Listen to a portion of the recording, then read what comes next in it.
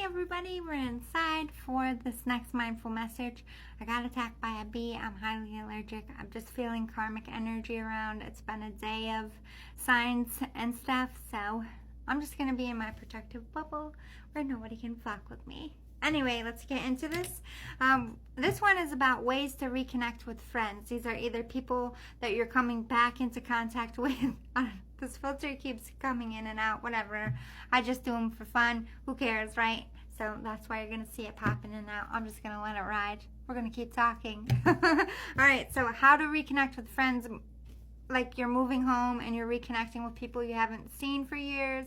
Maybe you just had life stuff in the way, like you got married, you had kids, and you're just now having time for a social life and you're trying to get back out there. Or you're making new friends. This could be cousin or siblings as well. Whoever you're trying to bond with and create a connection in your life for social things. This is a list on how to keep your relationship close, nurtured, and healthy.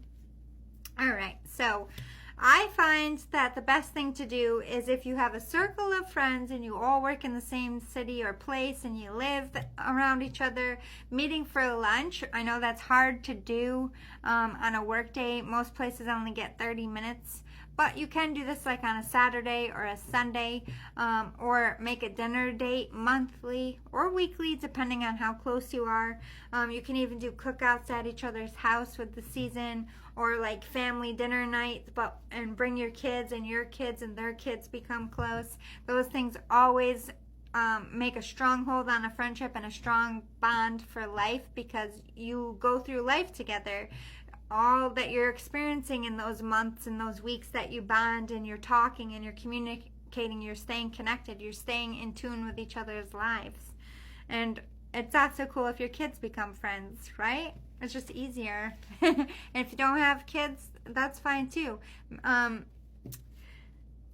Doing laundry or shopping together. These are errands that you have to do in life in general. Whether you're a man or a woman, if you don't have a laundry in your house and you go to the laundromat, make that a hangout. Put your laundry in, grab some pizza, hang out and talk while you're doing your laundry, or shop. You can just go shopping together, and those mundane things become more fun with your friends, and it's also an excuse to get together and do things and then get home real fast if you're busy and you can only have time for those little pockets. It works. Play dates with your kids or game nights. Play dates with your friends, like going bowling, playing a board game, having a movie night. These are sporadic things. I try to fit them in when I do have a close inner circle. I don't right now. I kind of gave up all of my old friends. They were karmics. And so, like, when I do have a circle of friends, I try to make it at least monthly, some cool event at my house. I invite everybody. We get together, we talk, we see what's going on, and we have a good time.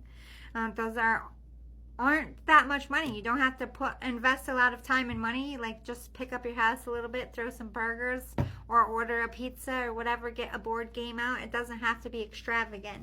I just am an extra person. I like being extra. Like I said, bowling, driving, going to the drive-in, golfing, putt-putt, pool parties at your house, cookouts, all that kind of stuff is an excuse to get all your friends together and reconnect. Double date nights. If you are married and your friends are married, just double date a couple times, like a month or a week if you are available. Meet for drinks after work. That's also a good one. Sunday fun day. I call them family days. You can make it a ritual thing, whether you want to eat or whether you're going somewhere. Like my family, we like to do activities like we're going to the zoo on Sunday as a family, or we're going to pick pumpkins together as a family. It's like an event, an outing. Or some people have like Sunday family dinners, or they go to church together and then they have brunch. Whatever you want to do, Sunday fun day is always a good idea. Going to the mall together, especially around the holidays, you got to do your holiday shopping, but back to school time is coming up. Getting your kids together to do that shopping, another mundane thing that's more fun. with other people.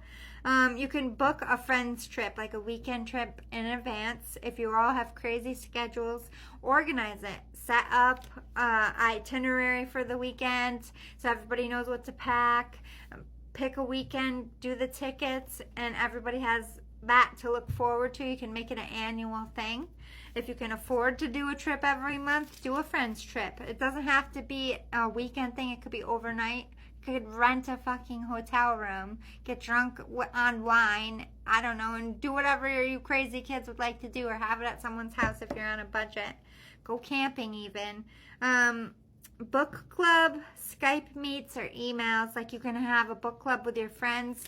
That's a way to, one, get you back in reading and have something to talk about if you don't have much to talk about. If you're far away from your friends, having a tradition of, we're going to Skype at this time a couple times a week, or just keep up with the email, keep a chain going like every week. Hey, how was your week? Great. Like, those things keep you connected even when you're far away. Again, you have text, calls. Make sure you're doing that weekly. Check in with each other. Don't let too long of time to go by. Mani and pedis, or haircuts together. That's another cool thing to do. Women like to do mani and pedis with their friends or their kids. But men, you can go get haircuts together. You can make a lunch date after it. Like, go to your mani pedi or your haircut and grab a burger, grab a drink, and go back home to whatever else you have going on if you're a little bit busy. You can go for a walk every night. It's an exercise or a bike ride. It's a reason to be active, but it's also while you're walking and biking and rollerblading or whatever you want to do, you're talking to each other and connecting.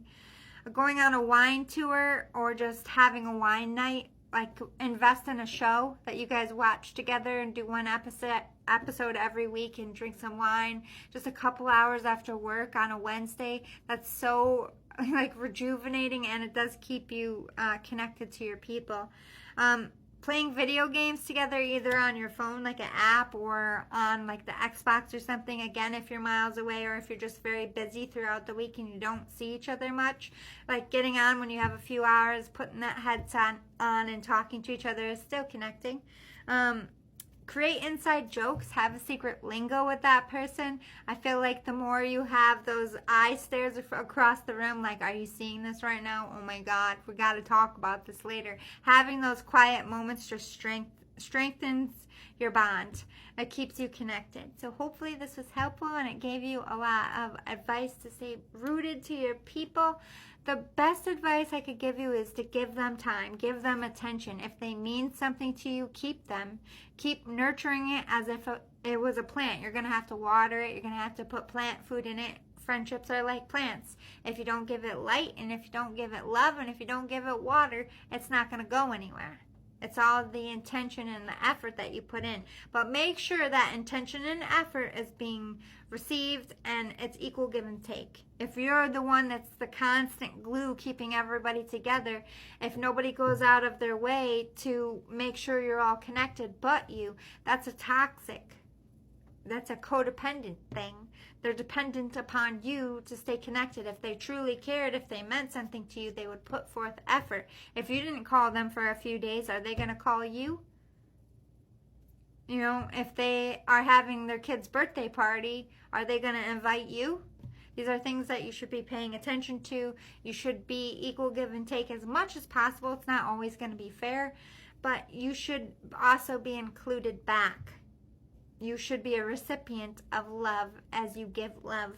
Give and take. Give and take. That's how relationships work. Hopefully this is helpful, and I'll see you all again soon. Have a lovely night. Bye.